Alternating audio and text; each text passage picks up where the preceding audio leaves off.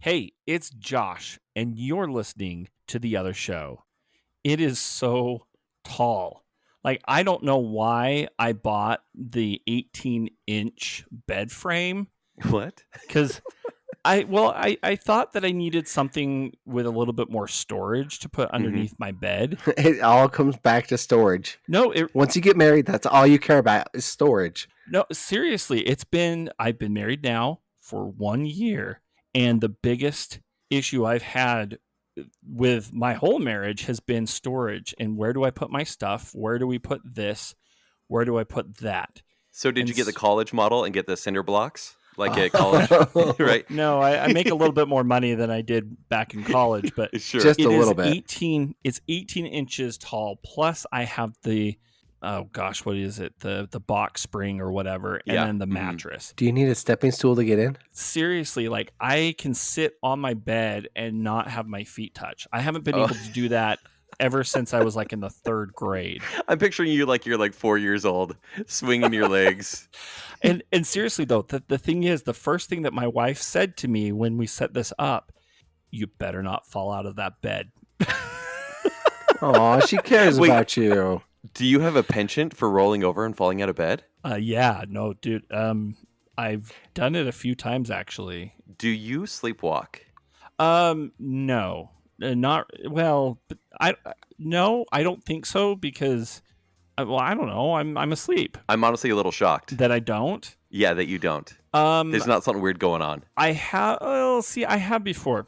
If I take like sleeping medicine, if I take some of Marianne's Ambien, Yeah. then yes. Like I absolutely, there's no way that I can take Ambien because I would be 50 pounds heavier if I did, because I would be a sleep eater for sure. Your buddy's like, no, we're going to the fridge. Yep. There's a mission here. Exactly. That's why it's an 18-inch bed to prevent that. Yes. You know, I am a sleepwalker. It's about once every 6 months, and I think it's stress based. Uh-huh. And I'll just find myself like I'll be in bed, and then I'll wake up on the couch like sitting upright with clothes on, So what, you get dressed? and it's like, Do you normally not have clothes on? well, daddy style, as we know. Okay. Is but that like, related no, to doggy?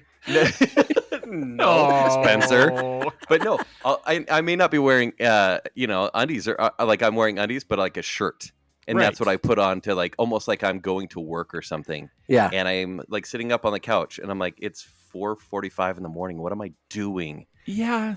And I have stairs, and so I'm like, how did I get down here? This is awful. Yeah. I've been in that situation as well. There have been a couple times where I've woken up downstairs Yeah, and on the couch. I have no idea why I'm there. I knew it. The TV is on, and it's usually on like QVC of all things. No, that makes sense. I've never bought anything in my sleep. Thank goodness. Look, if we were to poll the audience and ask which of the hosts watches QVC, they would unanimously say Josh. Yeah. Not on purpose. Sleepy Josh would, I guess, but So do you guys talk in your sleep at all? Yes, I do. Me too. I think we've gone over this before. I moan. I don't know if I talk, but I moan really bad. Really? It wakes up Stephanie. Yeah. See, I'm more sleep talk if I'm napping in the middle of the day. Okay. Not so much during the night, but like when I was on my mission, I'd be taking my afternoon siesta. I had a mission companion that would mess with me. Yeah. By talking to me and suggesting to me. And there was one time where I freaked out in the middle of my nap because I thought that I was on fire. Oh, no. He learned his lesson because it scared him. Yeah. See, it's been a while since, I've had someone next to me, but my ex would always mess with me because I talk in my sleep, and I talk to like the girl from The Ring sometimes, or just my things gosh. that crawl on the ground or on the ceiling. Oh, can you And pick so- anything more creepy? It's not creepy. No, it's just, but like, I just always see things or people, and I'd start talking to them, but then my ex would talk to me and just try to get me to sound more dumb. And kind of trap me in it. And granted, I don't know if I talk in my sleep anymore. Like I may catch myself yelling and then wake up, but that's about as far as it goes now. Somebody date Kenny, Please, And have sleepovers. we need to know. We want to know. Please, somebody date him. No, we need stories. Josh, no, we don't want somebody to date him just for the stories. He should do it for love, true love. No, Josh, this is a podcast. We can live stream it. We don't need somebody to date him. It's kind that you say that, but now I'm about to say why people shouldn't date me or ever have a sleepover with me. Because one time, I think I've said this before, but this was years ago. One time, and maybe there was some tension in the marriage or something. Uh-oh. But I grabbed my hands and I cut my hands, and I didn't know this. I promise I was asleep. But my ex woke up, and I had my hands clasped over her nose and mouth, pressing down, and I was trying to strangle her. Just that way in her sleep. And I was sleep strangling. Yeah? Kenneth? Yeah. That's a Dateline episode right there. Yeah. I don't want to have to do a future special episode about Kent Dunn. I'm pretty sure we're going to be top of KSL, but, you know, the cold podcast with the other show. Here's the proof. Called Kent's Done. Oh, wow. And then all of a sudden, it's going to be a smiling picture of me from the other show, but then it goes black and white. All was great in suburban Centerville until Kent's Done. He said it was during his sleep.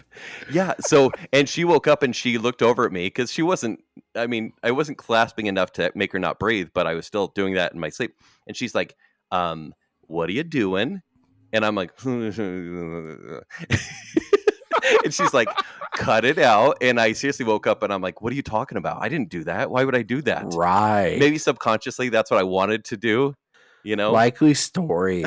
Listen, I'm telling you guys this now, just in case this comes up. You guys are now character witnesses. Okay.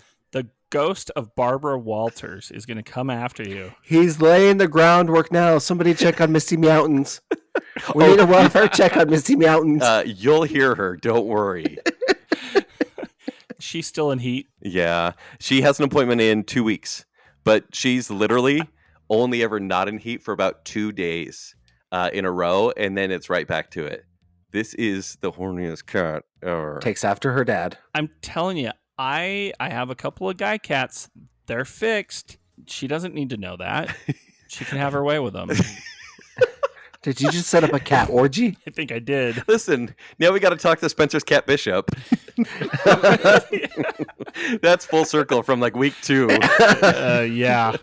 The other show is done. We've said all that we can say. But guys, guess what? I actually do have a true crime story, conveniently enough, that is. Oh my gosh! It's not my own yet. Okay.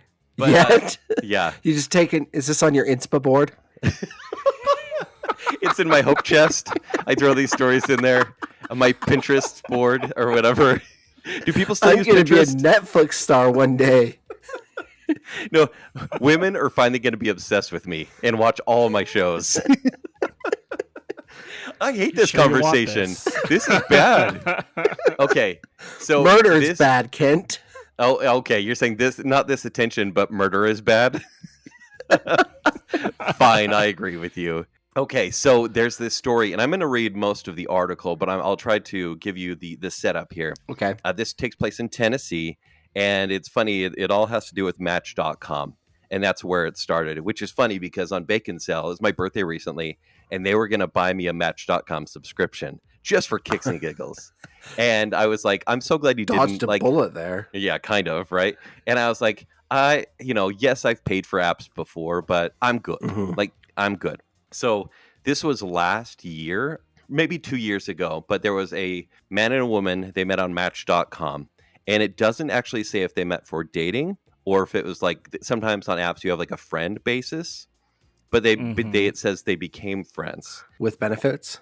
Just as friends, but close. It's implied. It's implied. Yeah, it is implied, but they became hiking buddies. And so this woman... Whatever they're into. Is that like sleepover buddies? Maybe. Just outside. Just outside.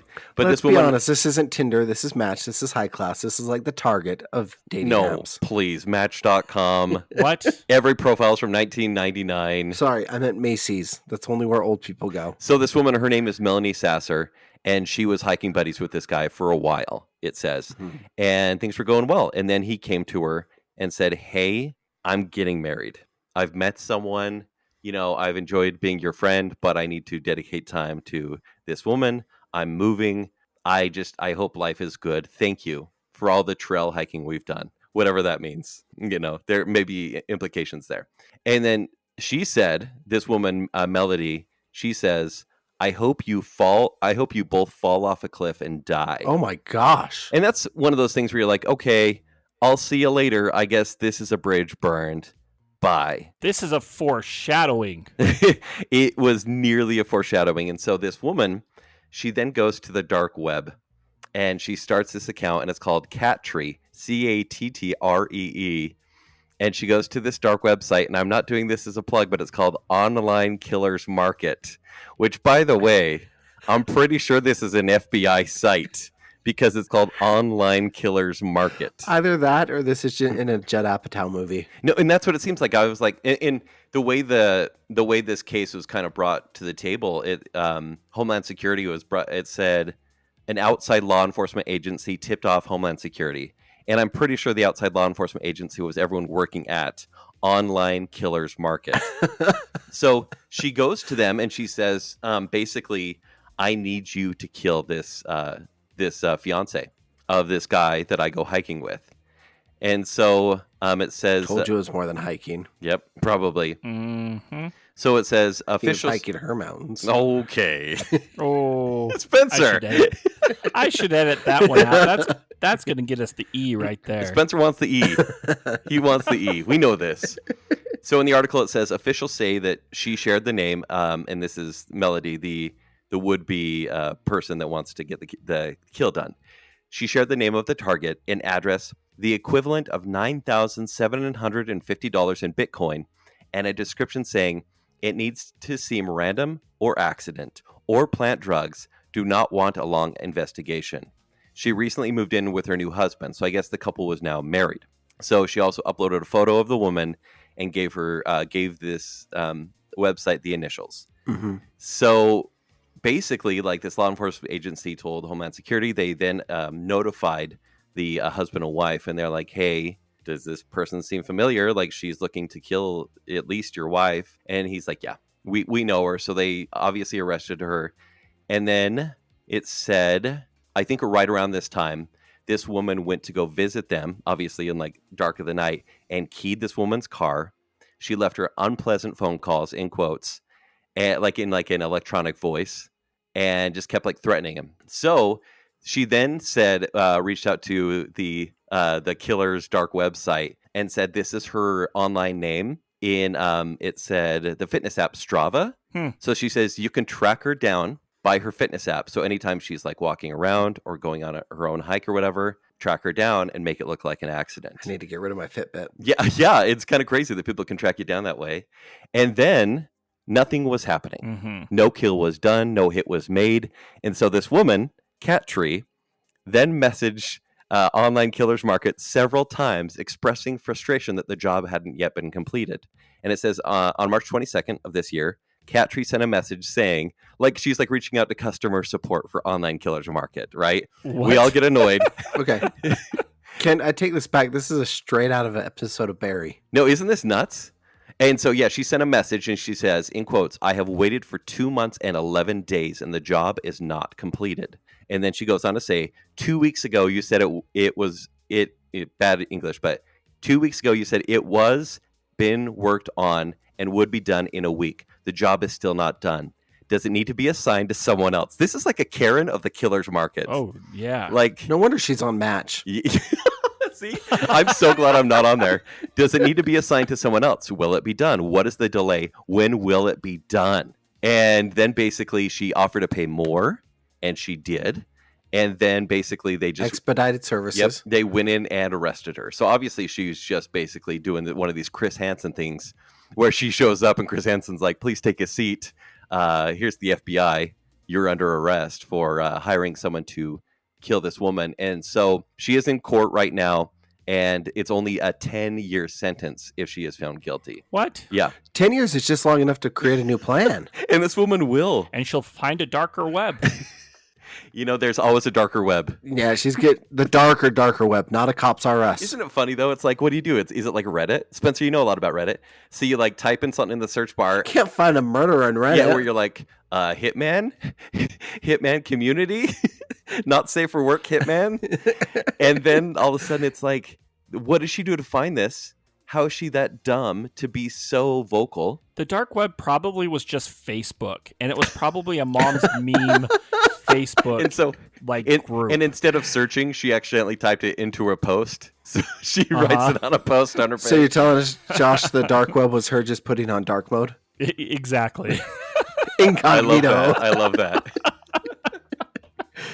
The whole case against her is just going to be them presenting her search history and saying, I rest my Yeah. case. Yeah, I hope so. How do you kill a person? Isn't that nuts, though? I mean, it's bad enough that you're like, yeah, this, because, I don't like confrontation, right? If I have to end things in any way, I'm like, okay, well, here we go. Mm-hmm. But for him to do that, and she's like, I hope you both die and fall off a cliff. Sure, there's that. But then the pursuit. I mean, that's a whole new meaning of ghosting. I'm going to turn you into a ghost. You're not wrong. Yeah. But unbelievable that she did not care really about hiding herself. Oh. She went and complained. It's like she wanted a BOGO the next time. She probably did. Yeah. Yeah. Give me a discount from Online Killers Market. Where was this at again? This was in Tennessee, so it wasn't even Florida. Okay. Yeah. I mean, it's close enough. Because I've got to find a picture of this lady, see if she's got shark eyes. No, the picture looks kind of normal. Her name is Melody Sasser. MELODY SASSER. Oh, Melody. Yeah, Melody Sasser. It is the normal looking ones that you got to worry about. Oh, is that the case? Yes. I hate that. So, always look for that one flaw in that one girl. If she seems too perfect, look for the... For me, it's the people that say they're lazy eye. The people that are outdoorsy. I'm going to avoid them completely. She looks like an outdoorsy Hillary Clinton. Oh. Yeah, and, there's... Yeah. Anyways, I'm not going to talk about the deaths that have happened from that family. But anyways... Yeah, but she looks kind of normal though, right, Spencer?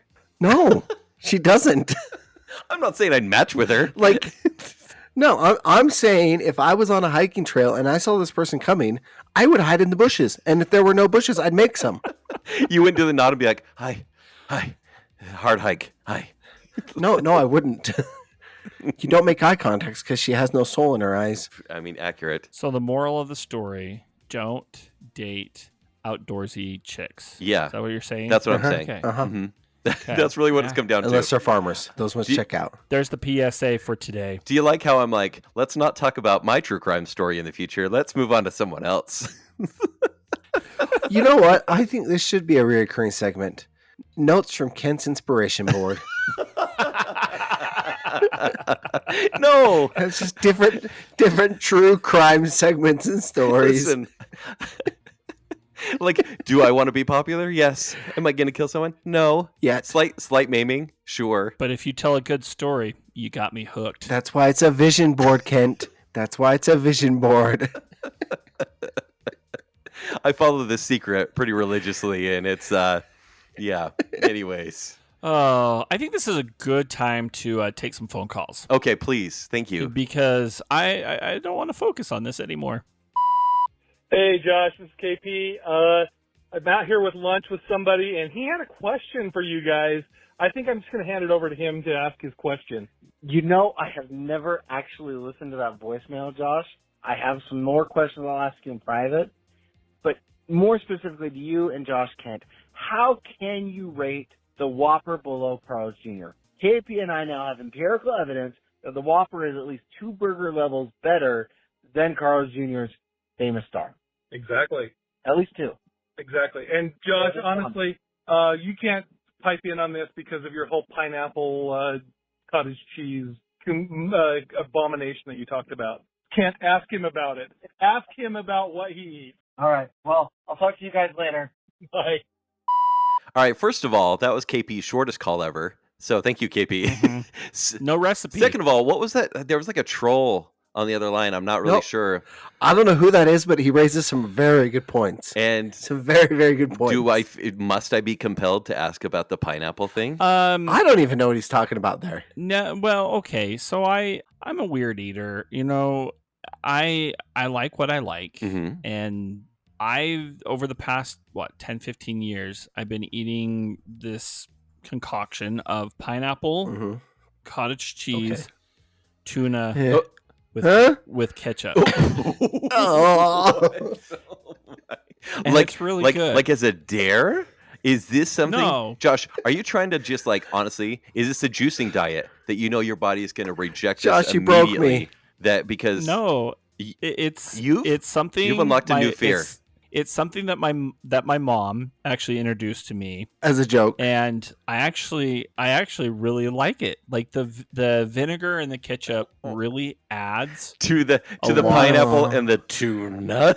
yeah, like it cuts through the sweetness of the pineapple, and then Sweet and sour and creamy. it drowns out just a little bit of the fishiness of the tuna. Okay, listen. The fact that there's the fact that there's fishiness at all. Is this a smoothie? It's wrong. No, it's just like a breakfast that I. Oh, so I you're have like spooning occasionally. this up, and so you do have that Mhm. cottage cheese, And then I mix it. Yeah, so I mix the tuna and the pineapple together with the cottage cheese. You, and then I sir, top are a it with food ketchup. pervert. I don't know what's happening. I'm It's so glad good. KP brought this It's- up. Josh, I think I it's have to leave good. the show. This is so disgusting that that you know what? Am I going to try it? I absolutely am. Right? You should. We will.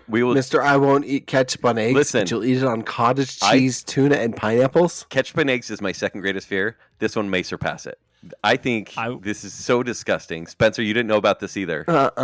I will make it for you both, and we can try it the next time we record in person. Then I guess I never want to record in person. No, I do want to try this because I feel like you do need to try things out before you can make commentary on them. But well, no, there's a lot of great ways to eat cottage cheese, and that's one of my favorite. That's not one of them. That's one of my favorite ones. The other one is No. taking bacon bits and the ranch seasoning, Okay. mixing that together. Yeah, it makes sense. Which is really good. Yeah, that's a little fine. bit of hot sauce, and it's great. Uh-huh. Also, cottage cheese with salt and pepper and barbecue sauce is really good. Okay. Maybe a little avocado.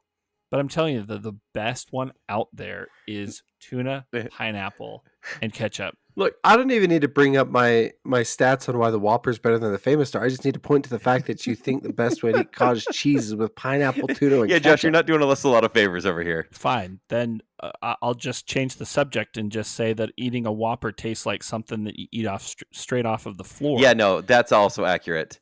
The Whopper is just, it's if anything, it's an average burger. I know I've made my feelings known about this. Oh, I had a Whopper last week, the Spider-Man one. yeah, and so it did I. was just a Whopper. It was a really dense Whopper, right? Like the bun was kind of dense. Yeah. It's a I standard kinda like burger. the denser bun. Whereas I just had everything at Carl's Jr. and almost everything on the menu was better than the Whopper. I disagree. And I can tell you this because KP and I have gone, and this was spurred from our last Carl's Jr. Burger King Mm-hmm. Sure. conversation. We've gone and compared the number one burger, so whatever the combo number one burger is, at every fast food joint, and we can say that the Famous Star is not as good as the Whopper because we compared them back to back, side by I think side. it has that weird sour taste. The Whopper does that. You're like, okay, this is nostalgia. Whereas the Famous Star may not have that. No, that's not nostalgia. The Famous Star has a fake smoke taste. Well, so does the Whopper. Less chemical Listen, than the Famous Star. The Whopper is so drenched in mayo that you can't taste any smoke taste. I'm just going to tell you right now, the middle of the pack is the Whopper. That is the middle. Middle of what? All the burgers. Also, Spencer, we went to Western Bacon Cheeseburger would be the prime burger at Carl's Jr. By the way. Oh no! And you can't beat but that's not the. But that's not the number one. And it's the same thing with like Wendy's. Dave's Single is not the signature burger. It's the Baconator. But the one that they were known for, the one that first got them famous, we had a long discussion about what constituted what burgers we were going to eat. So is Dave's Double the best thing in your mind? We only did the Dave's Single. Okay. Because that was the number one, and that's the one they offered. And we don't make any changes or any upgrades unless we're offered it at the till. Okay, so it's as standard as it can get. I like how it's empirical evidence somehow. It is empirical because there's two of us. But did you see them wipe the burger on the floor real quick before you got it? Only at Arctic Circle. That's true. So far, we have done In-N-Out, Freddy's, Wendy's, Burger King, Sonic, Carl's Jr., Culver's, McDonald's, and Arctic Circle. We still have to do Del Taco and try the new Big Mac because they changed the formula. Right. I think it's going to stay the same. Dairy Queen, A&W, and Jack in the Box are left. Oh, okay. A&W is actually pretty good. I think Jack in the Box will win. Which I think is the Big Daddy or the Big Dad. No, What? Papa. The Big Papa. Sorry. I think I just gave us an E. Big Daddy. Which is the Jack in the Box? Is that the butter burger, just like the basic? What is Jack in the Box number Because they have the one? tastiest I bun. can't remember. I like how now this Jack has in the now Box. actually become a real food conversation, not just tuna and ketchup and pineapple. Oh, just to wait. Oh man. Combo. I had it listed Okay. somewhere. Yeah, I think it's a classic buttery Jack. Okay, perfect. That will probably win. I don't want to take anything away from KP, but I will tell you one spoiler from our list before I finish it. Okay. This isn't a ranking, but it is an award for the most surprising burger. Sonic. Really? Yes, we went there. It could have been because we went there right after Arctic Circle, and Arctic Circle tasted like they just pulled whatever they found off the bottom of the floor, Which is a and Whopper. threw it on a bun with some ranch dressing. No, it is not. Whopper tastes like a Maverick, Hey, gas careful. station floor. Okay, there you go. As long as it's not Maverick food. No. Maverick You know food what? is good.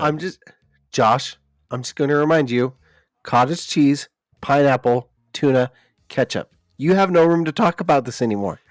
Now, Kent, who has eaten everything on both menus, it could have been because we went from Arctic Circle to Sonic, so our expectations were really, really low. Right. But we actually really enjoyed the Sonic hamburger. I'm surprised they had employees. I don't think I've ever seen a real employee at Sonic, or it's taken less than 30 minutes to get service there. Oh, it took us forever to get our hamburger, but it tasted fresh. Yeah. Almost as fresh as In-N-Out. So fresh. So fresh. I think. Have you had a burger from Del Taco though? The Double Del. That's on our list. See, that's on our list. That's gonna be the most surprising burger for you because I was shocked at how good of a burger Del Taco has. Well, here's the thing. That's on our bonus list. Same with the Spider Whopper and the new Big Mac. Because those are kind of an Arby's burger. What is it? What is a Spider Whopper? So they actually just have the spiders, like spider eggs, in the hamburger. So when you bite into it, the eggs burst, and you can then feel it trickling down. it's like Charlotte's Web, right? They fly everywhere, and And it changes your poo, right? and spiders also come out. Yeah. So yeah, That is true. sounds delightful. Chest bursters. all right. Well, do we have another call? Yes, we do. Josh, I still can't believe you eat that. Hey guys, this is Annika, and I wanted to share a story with you that has to do with Kenny's idea of the creepy pinky. So, in fact, it actually saved my relationship. So, the other night, him and my boyfriend and I were talking, and he has really bad social anxiety and doesn't like to show very much PDA, which, for those who don't know, is public display of affection. And so I was talking with him, and I'm like, I just want you to know, I just want some type of affection in public. Doesn't have to be major. Doesn't have to be a lot. Just a simple hand holding, or maybe even the creepy pinky. And as I suggested to him, he's like, well, what's the creepy pinky? And so I show him what it is, and he starts laughing. And he's like, okay, I think I can make that happen. And so I, in return, say, welcome to the world of Kent Dunn, my mother's friend. And he just busted out laughing. So it ended, our serious conversation ended on a good note with that. And then the next day we ended up going to South Jordan Days. And while we were on the Ferris wheel, he was doing the creepy pinky. So it did work, and it does work. And I suggest it to anybody who is looking for a relationship or is in a relationship. Just do it. Take Kenny's advice and do the creepy pinky. It works. I promise you. Thought I'd share that. It was really funny and really fun. So, thanks. Yeah. I just want to say Sure. that after our previous conversation about your vision board, the creepy peeking takes on a whole new meaning. Listen, Annika, you have made my freaking week. First off, I don't think anyone should ever take the advice of followed my advice when it comes to dating, because maybe I need to do the creepy pinky again. So It'd be a good start. So to explain the creepy pinky for anyone out there, it actually started as the creeping pinky, but then it became the creepy pinky, obviously. So let's say you're sitting next to someone. After you severed it from one lover's hand. So basically you're sitting next to someone watching a movie and you're like, how do I break this touch barrier? And I need there to be some sort of levity here. Well, it was like you have your hand like a spider on you're the closest leg to them, and then the pinky just kind of starts doing this little slide where it's just slowly getting a little bit closer, and then maybe it grazes their leg, and if their hand is there, it kind of basically grazes, and it may get scared and run back to your leg, but then it still creeps out right over, and it never for me ended up in a handhold. I'm so happy that finally history has been made. I mean, it's much that like really is the creepy pinky. You know what, Kent? I feel creepy just listening to that description. The best chastity advice you could give to your girls is take my advice. whatever you use on your own dates. Yeah. I also have the claw, which I've described before, where you stick your hand out like a goblet, and then you wait for someone to put their hand in the goblet. But that's also never happened. So I'm hoping that Have you ever tried a firm handshake? a firm handshake at the end of the date because no one wants to go out with me again. Is that what you mean? How's that work out for you, Josh? Well, I'm married now.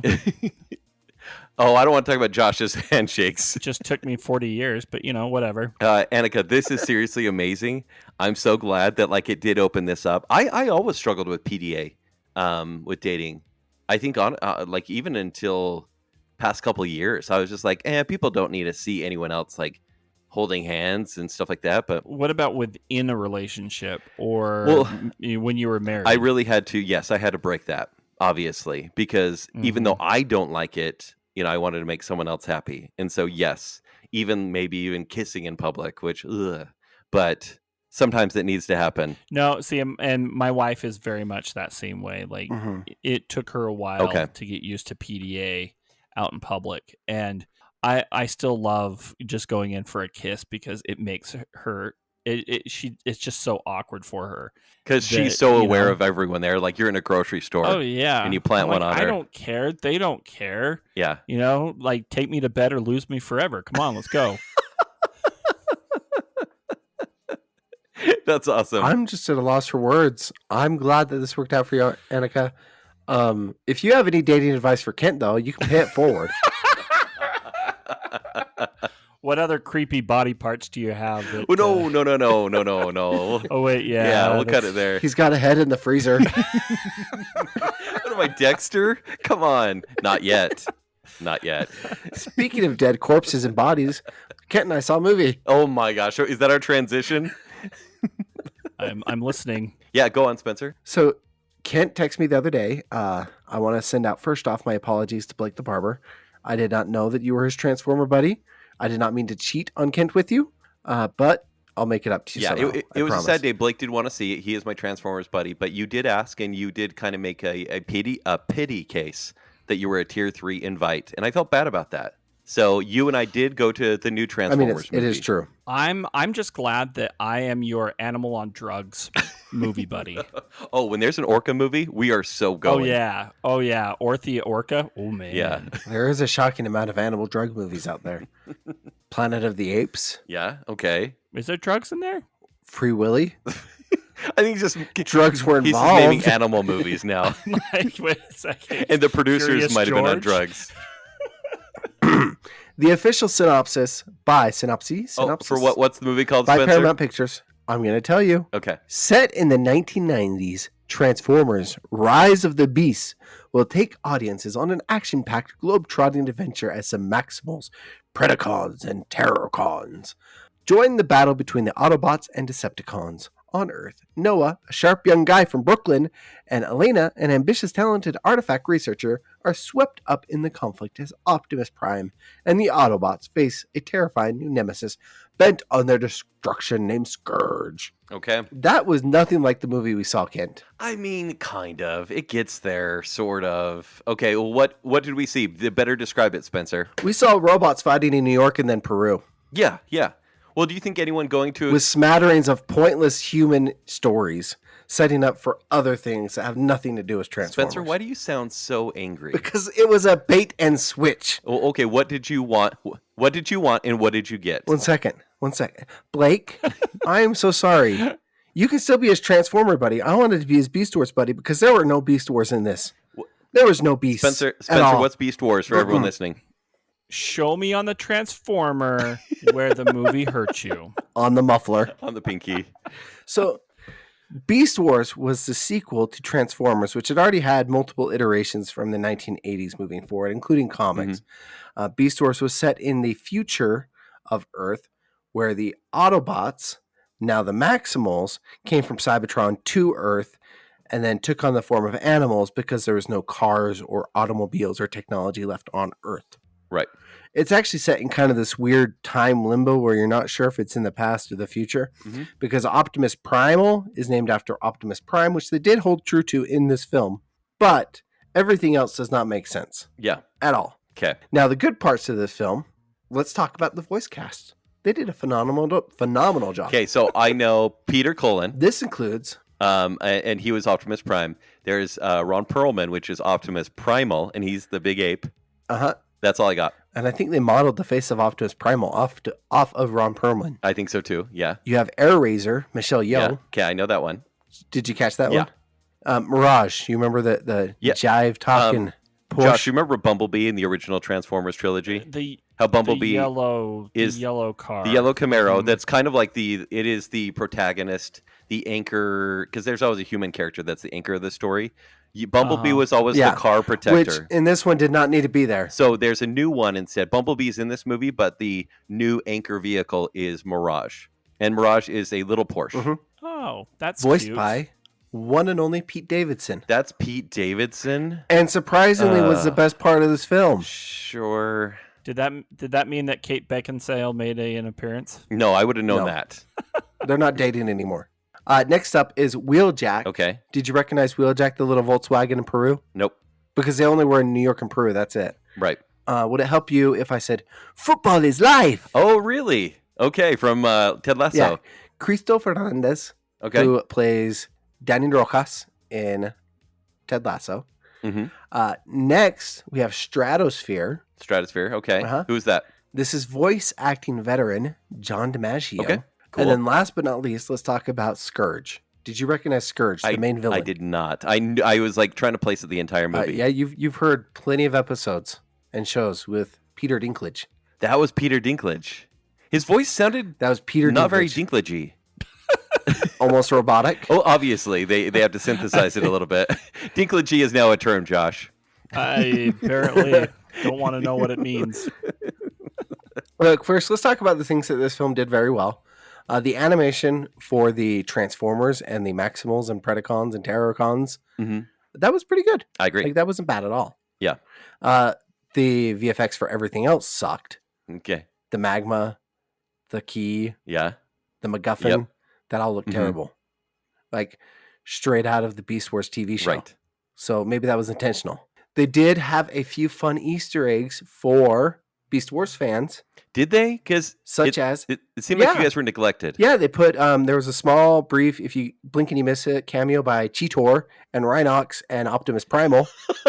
Oh, you're saying actually the reason for the movie, they were just cameos. Yes, you didn't even see them maximize until the very, very end, and even then you didn't get a shot of them doing anything. Right. Like, it was always like rushing past as it's focused on Optimus Prime, which we get it. This is a Transformers film, but do not say Rise of the Beast and then not give us maximized.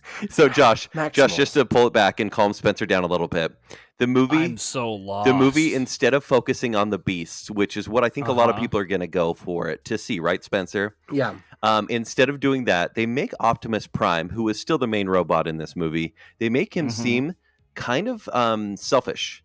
Like, he's a selfish general in this movie, and there's him trying to get everyone home, and then there's Anthony Ramos, who is in the Heights, and he represents the humans in this movie, and so whenever they need to unite, that is the focus of the movie. And I thought it was so weird that they focused it on Anthony Ramos instead of a character like Optimus Primal, which was the giant ape. Yeah. Which the movie should have definitely strived for. Sure. The humans were incredibly pointless in this movie, and granted, no one really comes to see the human characters. But then you have like someone like when Shia LaBeouf was in the first three. Granted, the first one's the only one worth watching, but he was worth watching. Like, his character was fun. His story had an impact. Yeah. On the story. Was it him or was it Megan Fox? Let's be honest. Okay, well, that was a game-changing moment for me in him. 2007. Her over the hood of that car. Moment of silence. So the real synopsis of this film is you have Anthony Ramos' character. I can't even remember his name, even though they said it multiple times. shoving every 90s reference that they can in the first 5 minutes of the film to make sure that you know that this is in the 90s. Okay. Did it mention the Backstreet Boys? So there's no Backstreet Boys, which is surprising. So the movie takes place in 1994. They take everything from that era. Like, for example, Spencer, I did look this up. The main girl in the movie was singing Waterfalls by TLC. Yeah. The song did come out in November of 1994, but this movie did not take place in November of 1994. That song didn't become popular until mid-1995. And so what they're doing is they're saying, hey, guys, remember Sonic and Tails? Remember Knuckles? Remember, TLC. What else was there? Just every 90s reference you could possibly think of. Nirvana? No Nirvana in this one. Beastie Boys, of course. Mm-hmm. Yeah, the weird thing is, the movie, I think they are trying to like reset things because absolutely. 4 or 5 years ago, they had Bumblebee that came out and they cashed in on the 80s nostalgia. And honestly, Bumblebee wasn't bad. And so I think they wanted to kind of restart the series and say, hey, 7 years later, it's 1994. Let's go from here. This movie should have taken place in 2023. There's no reason. It should have. Did they have the spin doctors? That's what I want to know. A Little Miss Can't Be Right. No. No. See, failed. Anyway, so you have this character, and he's shoving every 90s reference to candy in your face, who can't get a job because he's not a team player. They let you know he's not a team player and terrible at working with teams right from the get-go, trying to get a job to save his really sick brother, who has nothing to do with the plot of this film. He gets roped into stealing a car, which turns out to be Mirage, who then ropes him into stealing a MacGuffin that summons the Unicron, who's already been in a Transformers film, but hasn't been because they're resetting things, because his timeline is worse than the X-Men. They then find out that MacGuffin's only half the MacGuffin, so they have to go to Peru for the other half. We're well halfway past the midpoint of this film, and we finally meet Optimus Primal. You know, Spencer, I am so glad that there's an Indiana Jones movie coming out because I know that you will not rage over that. I'm so glad. Spencer, here's the thing. You've been bumped up to tier 2 invite, and I'm going to tell you why. Because not only do you take this anger and tension that normally I would have, you just suck it all up. And so I'm like feeling pretty calm. and so you take all that hate and you can distribute it wisely or unwisely. Who knows? Also, I'm your anger sponge. You also offered to get me a drink at the theater. Like, you're a tier 2 invite at this point. Oh, thank you. So, that's all he had to do. Yeah. Free stuff. That's really it. He even offered to sit a seat away from me. But we were on luxury seats, so we were good.